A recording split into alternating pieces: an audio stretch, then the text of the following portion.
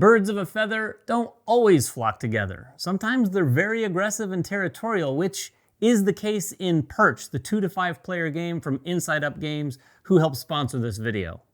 In Perch, players fight for control of locations by commanding birds of their own and other players' flocks. Dominance isn't as straightforward as you might think though, so let's get the game set up and teach you how to play. Perch is a very modular game with a lot of variability from one play to the next. We're going to be setting up for 4 players with recommended components for your first play. Begin by removing this circular part of the insert referred to as the roost and place it on the table within reach of all players. Next, we'll build the homestead with the appropriate number of location tiles for our player count. For 4 players, use 10 locations, 4 basic, 2 special, and 4 creature. And as I mentioned, we'll be using the recommended tiles for your first play. Shuffle all the tiles together and randomly place them face up on the table in alternating columns of 2 and 3, like this. The homestead varies in size depending on player count, which you can see outlined in the rulebook. Some locations will have 1 or more nest icons in the lower right-hand corner. Place the respective number of nests on these locations and return the rest to the game box. And note that tiles sharing a border in the homestead are considered adjacent, but adjacency doesn't wrap around. This means, for example, that the rightmost and leftmost columns are not considered to be adjacent to one another. Now it's time to gather the creatures. Take all of the creature cards and their standees for the corresponding locations and place them near the homestead in reach of all players. In this game, we're using the dog, the cat, the hawk, and the scarecrow. Next, set the fountain board within reach of all players, noting which side is face up according to your player count, and place the round marker on the round 1 space. Add birdhouses and lightning tokens equal to the number of players just here to the right of the round 4 and 5 spaces respectively. Next, each player assembles their flock. Players choose colors and should have a supply of 28 birds in the roost. Then, place their matching scoring token on the 0 space of the fountain board with this side face up. For your first game, it's recommended to play without hidden objectives. But if you'd like to use them, shuffle all of the hidden objective cards for the appropriate player count and deal 2 to each player. Players then select 1, placing it face down in front of them, and return the other one to the box. The starting player is the last person who fed a bird, so give that player the migration bag and the first turn order token. Then you're going to distribute the other turn order tokens clockwise around the table. A game of Perch takes place over 5 rounds. In each round, players will place birds from their own or other players' flocks onto locations to earn points, trigger special actions, and take control of creatures. Each round of the game has 4 phases: the migration phase, the recruit phase, the perch phase, and the upkeep phase. In the migration phase, each player will take 2 birds from their flock and add them to the migration bag. Note that throughout the game, some locations will allow players to place extra birds from their flock into the bag during migration. If that's the case, simply place the additional birds accordingly. And in the rare case that a player doesn't have enough birds to place into the bag, they add what they can and simply forego the rest. The next phase is the recruit phase. In this phase, shake the bag and then in turn order, each player draws 2 random birds from the bag and takes 2 birds from their own flock. This way, each player will have at least 2 birds of their color and 2 more, each of which might be another player color or their own. Now it's time for the perch phase. This is where most of the gameplay will happen during the round. In this phase, each player will take 1 of their birds in turn order and place it on a location in the homestead and may execute 1 bonus action. Let's talk about the conditions for bird placement first. Only 1 bird may be placed at a time. Birds may only perch on location tiles. They cannot be placed directly onto the fountain. There is no limit to the number of birds that can occupy a location, and birds of the same flock must be stacked together. A stack must contain birds of only 1 color, and there is no limit to the number of birds that may be stacked in this way. When a stack gets too high, the game does include these clear bases to place the birds on to help stabilize them, but other than that, they have no effect on gameplay. A bird may be placed in a nest if it is unoccupied, or if the nest is already occupied by birds of the same flock. A nest always counts as +1 bird for the flock that occupies it, and this counts for scoring, location effects, and creature abilities. Finally, if a nest becomes empty, a player can reposition a flock of birds already on that location to the empty nest. To do so, the player must place a bird in that nest as part of their perch action, and then move the matching flock already on this location to the nest. As I mentioned, players may take one bonus action during their perch phase. This happens before or after placing their bird. There are 3 possible actions, and they're not always available. Players may activate a creature, build a birdhouse, or zap a bird. If a player controls a creature, they may move the creature and activate its ability. Refer to the creature's reference card and follow its activation instructions. Then turn the reference card face down to indicate it's been activated. Keep in mind that each creature may only be activated once per round, and you don't have to activate them if you don't want to. And finally, only one creature can be activated on a player's turn using a bonus action. For example, if I controlled both the hawk and the dog, I could use my bonus action on my turn to activate one of them, but not both. If I activated the hawk, I would first move the hawk to any location other than its current one. Then I would send one bird from that location to the fountain. I would not be able to activate the hawk again this entire round, but on my next turn, I could activate the dog, for example. In rounds 4 or 5, players may use a bonus action to build a birdhouse by placing one atop any stack of 1 or more birds. Once a birdhouse has been placed, birds may not be added or removed from that stack.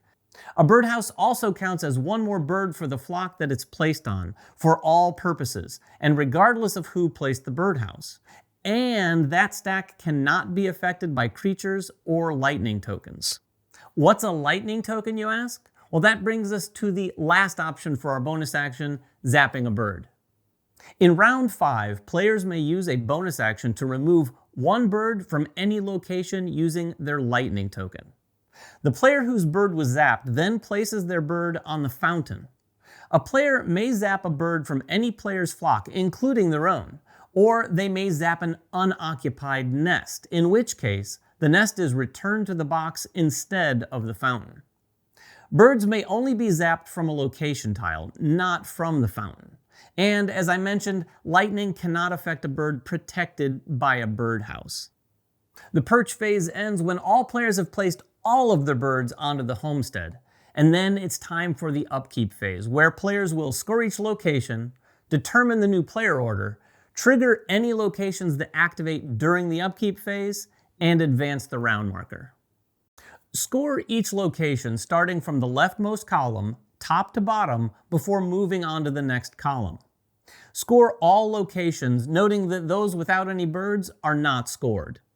Each location is scored by awarding points to the player whose flock has the most, second most, and third most birds on it. And remember that nests and birdhouses each count as +1 bird for that player's flock. Let's take a look at a couple scoring examples for locations so you can see how it works and how ties are handled. At the early bird location, there are 5 birds for the blue flock, 2 birds for both red and yellow, and 1 bird for green. Blue has the most and is awarded 3 points. Red and yellow are tied with 2 birds each, and all ties cancel each other out. Reference the rulebook for all of the guidelines for handling ties, but in this case, no points would be awarded for the second and third most birds, so red and yellow would receive no points. Finally, green also gets 0 points since points are never awarded for fourth most. In another example, the mighty oak tree has 2 yellow, 2 green, and 1 blue. Since yellow and green are tied for the most, they cancel each other out and the 6 and the 4 points are not awarded. Blue does have the third most birds though, so they are awarded the 3 points. And birds are not removed after scoring unless specified by a location. They will remain there for the duration of the game unless removed by an ability or a lightning token. After the locations have been scored, it's time to determine the new player order based on point totals. This means that the player with the most points will be the first in turn order for the next round, and the player with the fewest points will go last. If there is a tie, the player who arrived at that value first is considered to be ahead of any other players on top of it. So in this example, red would take their turn before blue. Next, it's time to trigger any locations that activate during upkeep. Just like with scoring, you'll start with the leftmost column top to bottom and move your way across to the right until all locations have been activated. Generally speaking, there are two things that can happen when a location is activated now. A player gains control of a creature, or birds are moved to the fountain or plaza. And remember, unless otherwise specified, a location's effects only apply to the player who has control of the location. To determine who takes control of a creature, simply look at a location and see which player has the most birds there. That player will take the corresponding creature card, place it face up in front of them, and if it's the first time this creature has been controlled this game, they'll also take the standee and place it on its home tile. For example, if I were the first person to take control of the red fox, I would take its creature card and then place the red fox standee on the fox's den. There are some things you'll want to remember though when taking control of a creature. Players only gain control of a creature during the upkeep phase. When determining control, do not take the previous round's ownership or the creature's current location into account. You must control the creature's home location to gain control. And if the creature is currently on a location, they stay there until activated by the new controlling player. And as I said earlier, the other thing that might happen is that some locations might send birds to the fountain or the plaza. This is fairly self-explanatory, but let's go through a couple examples. At the swaying power lines location, the controlling player sends one of their birds from this location to the fountain when it activates during upkeep. And at the precariously hanging nest, if the location has 4 or more birds in total, send all birds on this location to the plaza. Birds in the plaza will score 1 point each, while birds in the fountain will score escalating points the higher they are placed. There are some placement rules when placing in the fountain though. Whenever a bird is sent to the fountain by any means, the player whose bird was affected is the one who places it. When a bird is placed, it must be supported, meaning that before placing a bird in an empty spot, all the spots beneath it that are connected by lines must be filled. For example, if the blue player was placing a bird on the fountain right now, they could legally place it only here, here, or here. Once a bird is placed on the fountain, it may not be moved from its spot. And if a player is ever instructed to move a bird to the fountain but it's full, you simply put it in the plaza instead. And note, there is no limit to the number of birds that may occupy the plaza. And the last thing to do each round is to advance the round marker. Note that at the start of round 4, each player should receive a birdhouse, and at the start of round 5, a lightning token. This will be how each round goes throughout the game, and after the upkeep phase of round 5, it's time to go to endgame scoring. First, move any birds still remaining in the migration bag to the plaza. Next, if you played with hidden objectives, determine if each player achieved their goal and award points accordingly. Then refer to the top left corner of the fountain board for the rest of endgame scoring. The player with the single largest flock of birds on a single location receives 10 points. Each player then gets 3 points for each creature they control at the end of the game. Next, players are awarded points for each of their birds on the fountain.